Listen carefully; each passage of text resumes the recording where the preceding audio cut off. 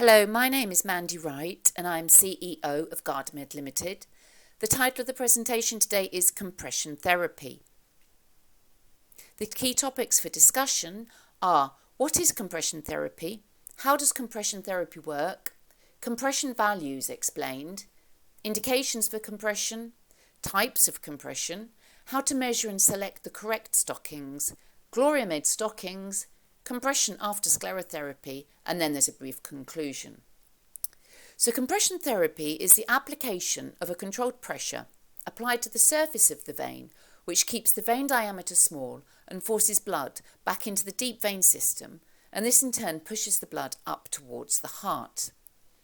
Varicose veins are caused by weak vein walls or valves. So when the vein walls weaken, they loosen their elasticity and the valves no longer close. Blood flows backwards and causes veins to bulge. When compression is applied to the legs, this squeezes the vein walls together and allows the valves to work correctly. When we stand upright, venous pressure is highest at the ankle or foot, so the amount of pressure that needs to be applied is therefore higher at the ankle. Graduated compression means that the pressure exerted by the stockings on the leg decreases gradually and proportionately from the bottom of the stocking to the top. The amount of compression provided by the stockings is measured in millimetre mercury. To give you an idea, if you stand in 1 metre of water, the pressure at your ankle is around 70 millimetre mercury. Medical compression stockings are manufactured according to international standards, and that could be either RAL standard, which is the German standard, which is considered the highest classification achievable for a medical stocking, and then we also have the British standard. So there are 4 classes of RAL standard medical compression stockings. There's class 1, which provides 18 to 21 millimetre mercury, class 2, 23 to 32 millimetre mercury, class 3, 34 to 46 millimetre mercury, and class 4 is above 46 millimetre mercury. Indications for compression. Compression therapy has been shown to prevent the progression of chronic venous insufficiency. So chronic venous insufficiency can be classified according to the CEAP classification.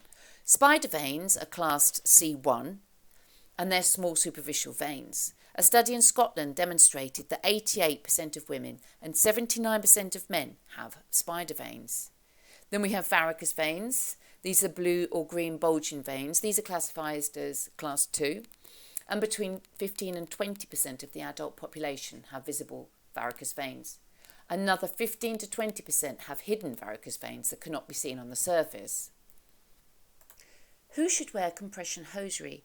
Your GP can prescribe compression hosiery if you suffer from chronic venous insufficiency, such as varicose veins, edema or leg ulcers, but basically everyone can benefit from wearing compression hosiery. They are recommended if you have heavy, tired legs, to prevent varicose veins during pregnancy, anybody whose mother or grandmother had varicose veins, post-sclerotherapy, to prevent deep vein thrombosis, or if you spend long hours sitting or standing.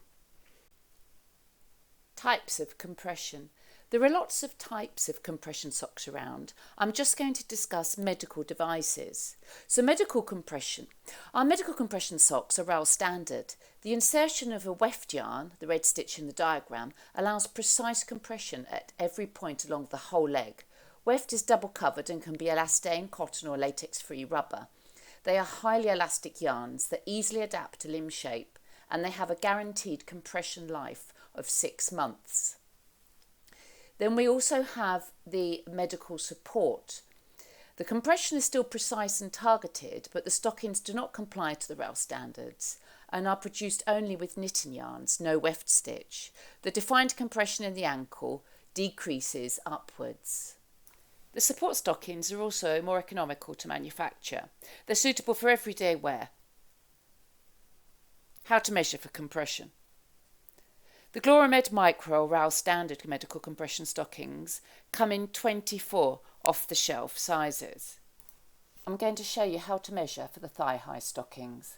So for the medical stockings, we measure the ankle, which is B, below the knee D, the calf at the widest point, which is C, G, which is the top of the leg, and then the length from the floor to the top of the leg.